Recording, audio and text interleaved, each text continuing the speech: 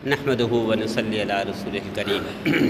اما بعد فاعوذ بالله من الشيطان الرجيم بسم الله الرحمن الرحيم فاسألوا أهل الذكر إن كنتم لا تعلمون صدق الله العظيم اللهم صل على سيدنا محمد وعلى آل سيدنا محمد وبارك وسلم جزا الله تعالى عنا محمدا ما هو أهله اللهم صل على محمد في أول كلامنا اللهم صل على محمد في أوسط كلامنا اللهم صل على محمد في آخر كلامنا ہمارا یہ سوال جواب کا سلسلہ انشاءاللہ جمعہ سے پہلے اور جمعہ کے بعد مستقل ہوا کرے گا انشاءاللہ جتنے سوالوں کے جواب ہیں جو فوری سوال پوچھے جاتے ہیں ان کا فوری جواب دیا جاتا ہے اور جو تاخیر کے ذریعے پوچھے جاتے ہیں تو ہم ان کو کوشش کرتے ہیں نماز کے ٹائم جیسے جمعہ کے وقت جواب دے دیں اور پھر اس کو آگے چلا دیں۔ تو بہت سارے سوال جمع ہیں جس کا جمعہ سے پہلے بھی جواب دیں گے اور جمعہ کے بعد بھی جواب دیں گے انشاءاللہ۔ تو سب سے پہلا سوال کسی ساتھی نے پوچھا کہ کافر لوگ نیکیاں بہت کرتے ہیں، اچھائیاں بہت کرتے ہیں اور اس کی بہت ساری مثالیں ہیں دنیا میں، بہت سارے کافر بہت سارا سرمایہ وقف کر دیتے ہیں غریبوں کے لیے، بیماروں کے لیے، بیماریوں کے لیے، یا دوسرے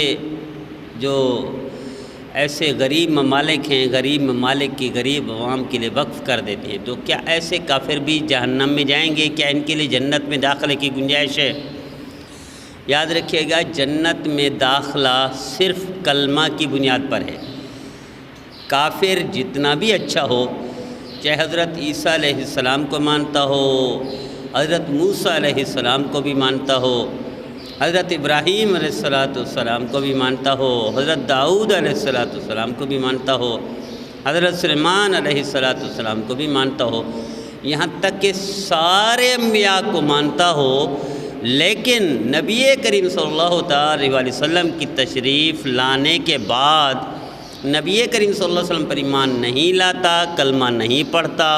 مسلمان نہیں ہوتا، تو اس کے لیے کوئی گنجائش نہیں ہے، اس کا کوئی ٹھکانہ نہیں ہے ماں سوائے جہنم کے۔ اس کو جہنم سے بچنے کے لیے ایک ہی کام کرنا پڑے گا کہ لا الہ الا اللہ محمد رسول اللہ پڑھنا پڑے گا، اس کے بغیر کوئی چارہ کار نہیں۔ البتہ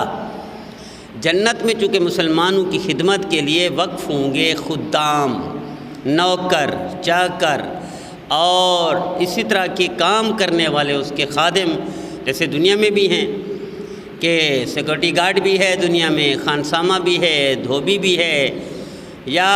اسی طرح آفس بوائے کے طور پر بہت سارے لوگ کام کرتے ہیں،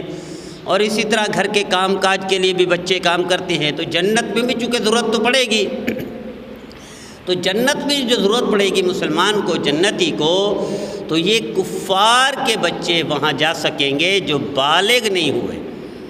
نابالغی کی حد تک چونکہ مکلف نہیں ہے۔ لا یکلف اللہ نفسا الا وسعها،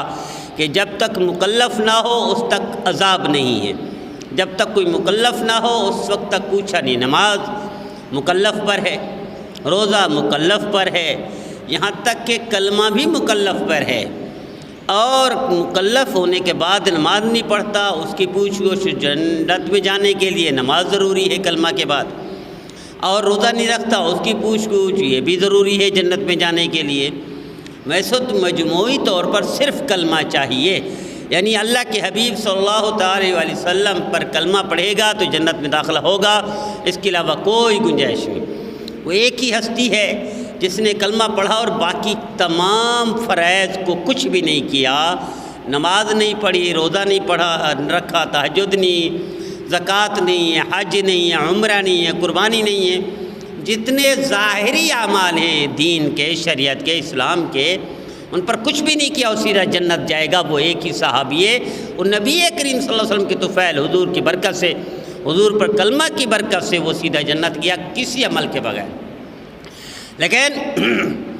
باقی سب کے لیے کلمہ کے بعد یہ جو فرائض ہیں اس پر عمل کرنا پڑے گا، دین پر چلنا پڑے گا، شریعت کی تابعداری کرنی پڑے گی، تب جا کر جنت میں داخلہ ہوگا، وگرنہ کوئی داخلہ نہیں۔ چاہے ساری زندگی کافر کوئی گناہ نہ کرے، چاہے ساری زندگی کافر ساری نیکیاں کرے، گناہ کا تصور تک نہ ہو، تو سب سے بڑا گناہ اس کو یہی ہے کہ نبی کریم صلی اللہ علیہ وسلم کی فرمانبرداری نہیں کی، کلمہ نہیں پڑھا، ایمان نہیں لایا، تو اس کے لیے کوئی گنجائش نہیں۔ ہاں اس کی نیکی کی بنیاد پر سارے کابر نے لکھا ہے کہ دو فرشتے دونوں ایک ہی ٹائم پہ زمین پر بھیجے گئے، ایک مسلمان کی روح قبض کرنے کے لیے اور دوسرے کو یہودی کو روح قبض کرنے کے لیے۔ اب اس سے پہلے دو فرشتے آتے ہیں، ایک کے لیے حکم ہے کہ یہودی ہے، غیر مسلم ہے، دشمن ہے اللہ کا، اللہ کے اس وقت کے نبی کا، مچھلی کھانا چاہتا ہے تو اس کے تالاب میں مچھلی ڈلوائی گئی اللہ کے حکم سے۔ اور دوسرا مسلمان ہے، فرمانبردار ہے، تابعدار ہے، پرہیزگار ہے، وہ شہد یا زیتون کھانا چاہتا ہے اور زیتون اور شہد اس کے گھر میں موجود ہے، فرشتے کو حکم دیا گیا اس کو ڈال دو، اس کو گرا دو، یہ کھا نہ سکے۔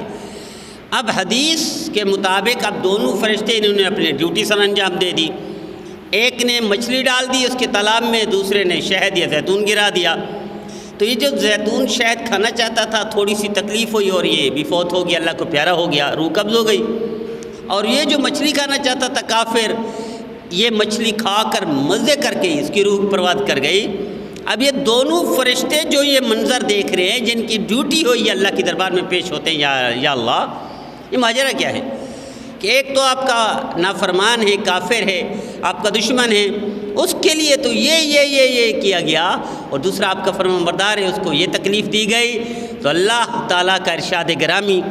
یہ جو دشمن ہے، یہ جو کافر ہے، یہودی ہے، اس کی نیکی باقی تھی، اس کا بدلہ دنیا میں دے کر مچھلی کھلا کر پھر اس کو جہنم میں، اور یہ جو مسلمان تھا شہد یا زیتون کھانا چاہتا تھا،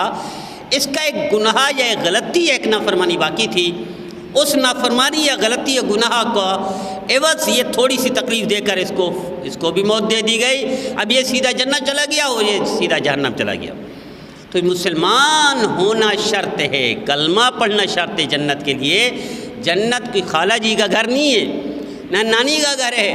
کہ بغیر کلمہ کوئی جنت چلے جائے، یہ ممکن نہیں ہے۔ البتہ چونکہ بچے کفار کے وہ مکلف نہیں ہیں، تو وہ خدام ہوں گے مسلمانوں کے، وہ جنتوں کے نوکر ہوں گے، یا وہ ملازم ہوں گے، وہ خدمتگار ہوں گے، باقی کسی کے لیے کوئی گنجائش نہیں، نہ کوئی رحم ہے اللہ کے ہاں کافر کے لیے۔